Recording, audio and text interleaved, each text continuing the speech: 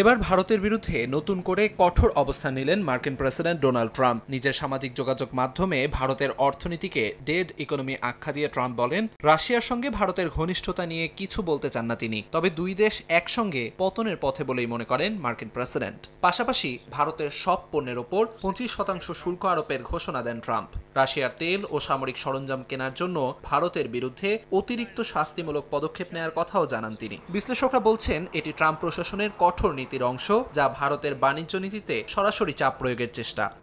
ট্রাম্পের দাবি, ভারতের শুল্ক হার বিশ্বের সবচেয়ে বেশি, আর অতিরিক্ত প্রশাসনিক বাধা মার্কিন পণ্যের বাজারে প্রবেশকে বাধাগ্রস্ত করছে। এই কারণেই দুই দেশের মধ্যে বাণিজ্য সম্প্রসারণ সীমিত থেকে গেছে। অন্যদিকে যুক্তরাষ্ট্রের ব্যবসায়ীরা ভারতের অযৌক্তিক শুল্ক ও নন ট্যারিফ বাধার কারণে ক্ষতিগ্রস্ত হচ্ছেন, আর এ কারণেই ভারতের ওপর চটেছেন ট্রাম্প।